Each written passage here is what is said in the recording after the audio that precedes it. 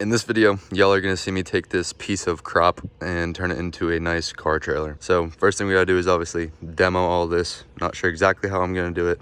Think about just cutting it like that, laying it down, and then bringing all the stuff to the dump. But I will let y'all know any tips, tricks that I find while doing that. Oh, and I got this sucker for completely free. So hopefully we'll get a good working car trailer for like 500,000 bucks. That would be sweet. All right, this is actually not that bad. It sucks. There's a bunch of ants in here, but the roof was already pretty much collapsed. I just took the rest of it off.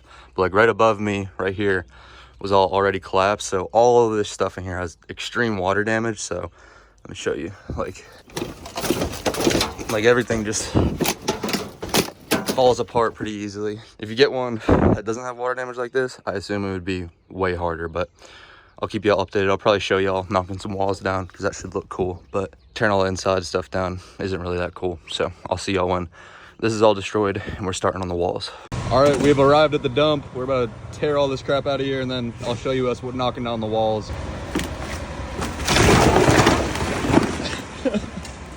All right, most of the stuff's out from the middle. There's just, we need like a shovel or something. We don't got one, so I'm gonna push all the walls down and I guess shovel it onto the floor or something. I don't know, we'll figure it out. I'll update y'all. All right, we got most of the walls down. It was actually super easy.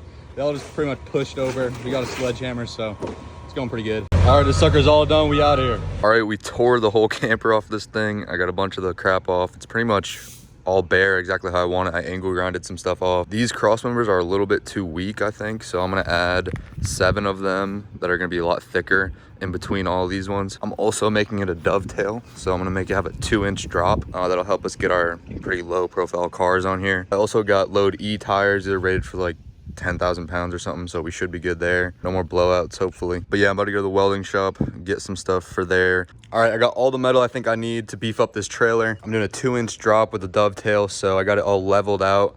I put some jacks underneath it and made sure that it was level this way, and then across, so it's completely level.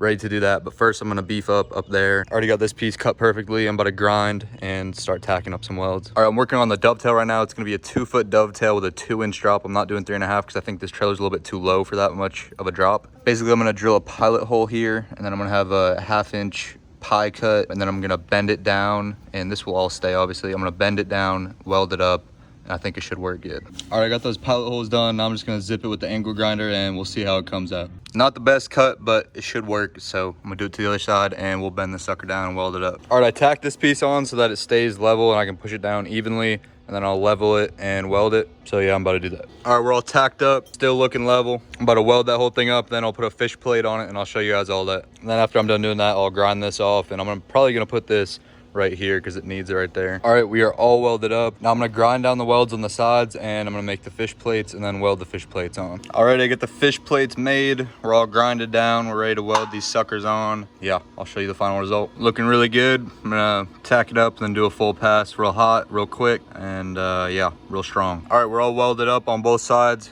Came out really good. It's looking real strong. We're about to grind this off and put it right here where it was supposed to go. I only tacked it up to make sure these were even and level with each other. So we're gonna go ahead and do that and I'll show y'all. All right, the bumper is ready to be put on. I welded up some angle iron onto the back so that the ramps have something to go into. I put a bunch of right angle triangles under here to help support it and welded the absolute crap out of it. So I think this should be good for a whole lot of weight. We'll see, I guess. But I'm about to put it on here, tack it up, make sure it's level, and then I'll full weld it. And then I'm also gonna put some triangles in here and out here. I'll show y'all. All right, the bumper is completely welded up. You can see what I did with those triangles all the way around, just welded them up. Should make it a lot stronger. That's still hot. Both sides, 2 like that.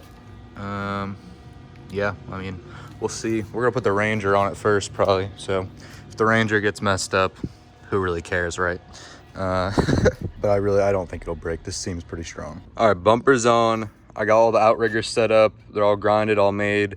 Just gotta tack them all on. Basically what I'm doing, I'm gonna have these big triangles like this, 1/4 inch, 4 inches on that side, 6 inches on this side. Should just help support it a little bit more. And then I'm gonna have these welded on like this. And then I'm gonna put this triangle piece under it like that. So triangle will be under it. It'll help support it. And it's 1/4 inch steel too.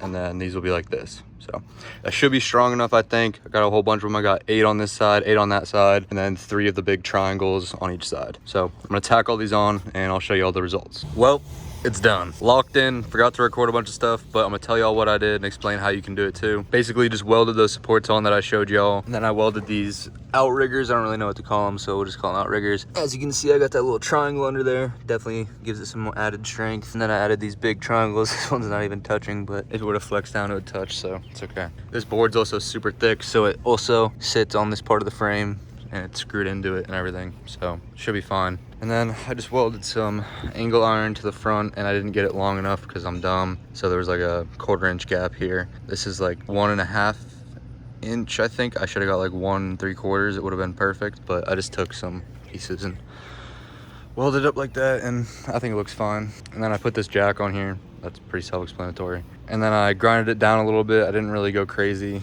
As you can see, there's still like some pitting in it and stuff, but I didn't really care because back up 5 feet, it looks perfectly fine. So I hit it with the Rust-Oleum Rusty Metal Primer, and then Rust-Oleum Rusty Metal Black Paint, whatever. You can't really do all this stuff, which kind of sucks, but it looks pretty good still. So, and then for the back, I also put angle iron on here just to make it look nice. You could do it on the sides too. It would look really nice if you put it on the sides to like capsule in the wood.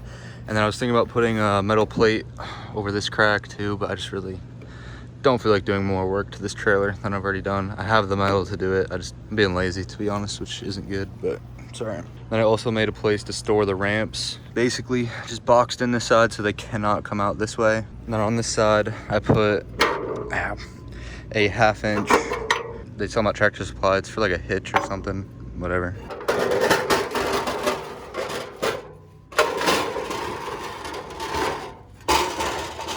And the ramps just slide out, and that goes through here, obviously. So it goes through the hole on the ramp, through here, and that's what holds these in. I was gonna use like a rope from here to here or a string or something, but this is just way more legit. It's not gonna go anywhere with this. With the rope, it could like go to the side, or I don't know, it just feels way more secure doing it this way. You can kind of see, I just put like some stringers, I don't know what to call it, it's like 1/4 inch thick stuff. Found it in the scrap at the welding place, so it was pretty cheap. Just box it in like that, and then put the stringers down. Pretty simple stuff. The only thing that really irritates me is I should have put these up a little bit. As you can see, there's like a lip here, so when you're driving something up, kind of have to get over it, which is not that big of a deal. Put the Ranger on it yesterday and it went up just fine. But if I were to do it again, I would just move this up to like the edge of here, and then I put triangles underneath here too to give it some strength. So I would have just moved all that up so that this could have been a little bit more even with that. And then I will probably eventually add jacks onto the back, because when I was putting the Ranger on it, it like went very far down.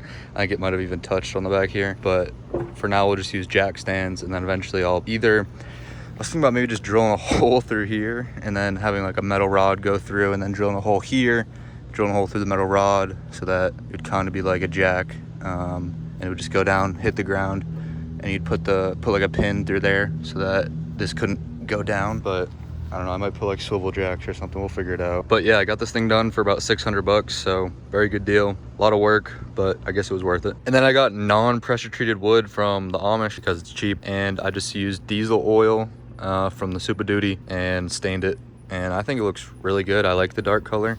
Kind of makes the wood look older, but not really. Like, I don't know, I just think it looks really good with the dark color. But yeah, if you guys have any questions, let me know down below. I'll answer them. I know I didn't do the best job recording this video. I'm sorry, we'll get better. But I will answer any questions you have and help you if you want to build something like this.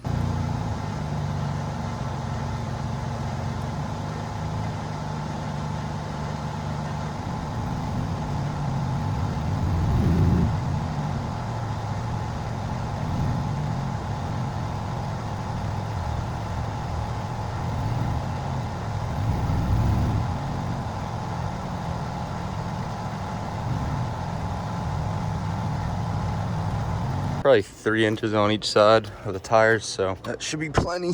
You know, we got really way more than I thought we were gonna have in between like where the tires and the trailer tires are, so that's really good. But other than that, just gotta put jack stands under there so this thing doesn't bend down, and loads up pretty easily. Also, the tires are like pretty much over the main frame, so these outriggers probably don't do much, but definitely glad I have them because we definitely need them just for that extra support. But they don't really need to be crazy strong, but these are definitely strong enough for the job, so works good.